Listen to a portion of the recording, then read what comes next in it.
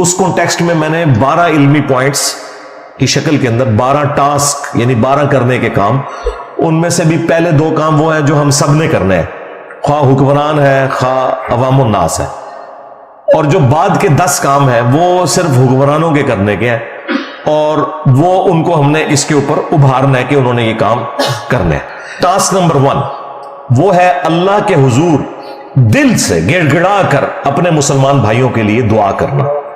دعا مومن کا ہتھیار ہے جی، یہ ذہن میں رکھیے گا۔ دعا سے وہ مسئلے حل ہوتے ہیں جو تدبیروں سے حل نہیں ہوتے، اور یہ اللہ نے ہمیں حکم بھی دیا ہے کہ ہم نے دعا مانگنی ہے۔ ادعونی استجب لکم، اے میرے بندو مجھ سے مانگو میں تمہیں دوں گا۔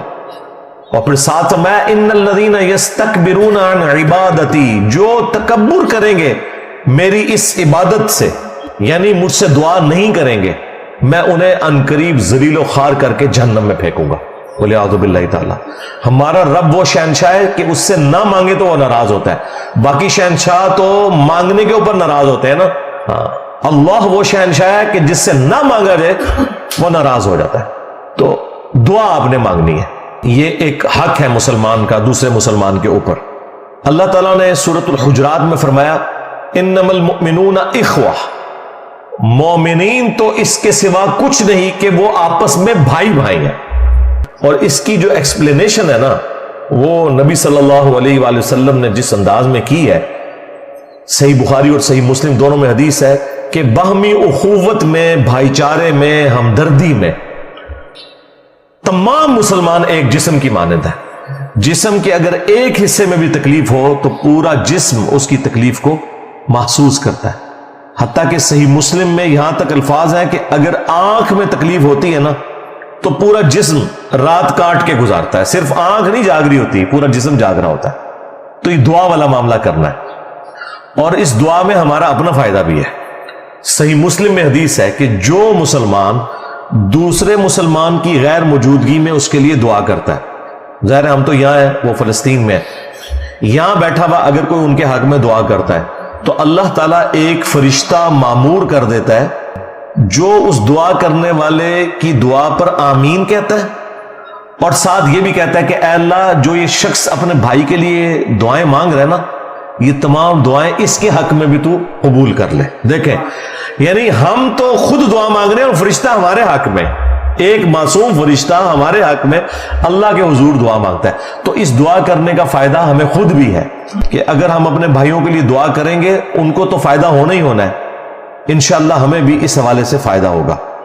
ٹاسک نمبر 2 وہ ہے سوشل میڈیا کے اوپر اپنی آواز کو بلند کرنا۔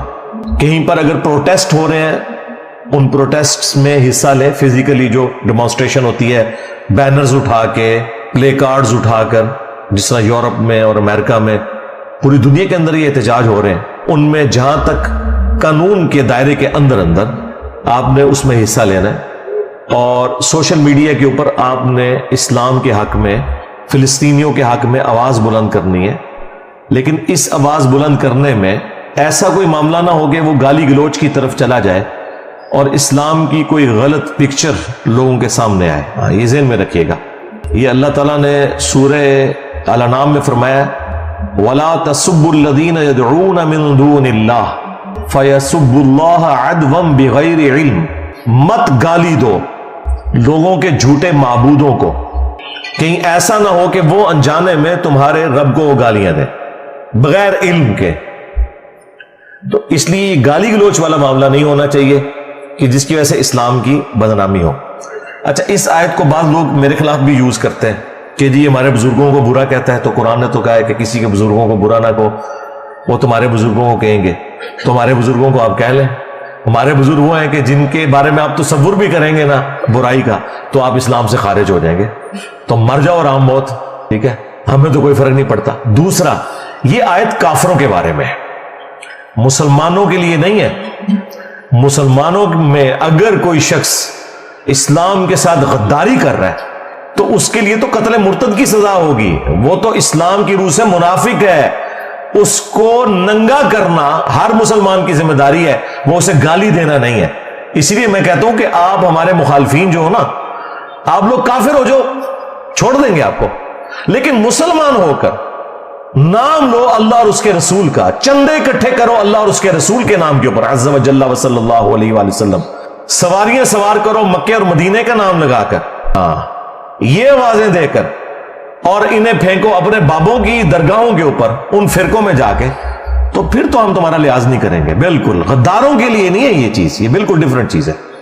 इसी कॉन्टेक्स्ट में सूरतुल माइदा में अल्लाह ताला ने फरमाया कि वला यजरिमन्नकुम शनआनु कौमिन अला अल्ला तअदिलू इअदिलू हुवा अक़रबु लित्तक़वा। देखना किसी कौम की दुश्मनी तुम्हें इस पे ना उभारे कि तुम इंसाफ का रास्ता छोड़ दो। इंसाफ का रास्ता इख्तियार करो, यही तकवे का रास्ता है, यही तकवे के करीब है। यानी ये स्पेसिफिकली तो सहाबा कराम के बारे में था कि मुशरिकीन अरब की दुश्मनी आपको इस पे ना उभारे कि आप इंसाफ का रास्ता छोड़ दें। अगरचे वो आपके दुश्मन है, लेकिन आपने इंसाफ का रास्ता नहीं छोड़ना, ना हक किसी के साथ कोई ज्यादती वाला मामला नहीं होना चाहिए। यहां पे भी हमने अपने मामलात को सोशल मीडिया में या प्रोटेस्ट में एक पॉजिटिव अंदाज में लेके चलना है।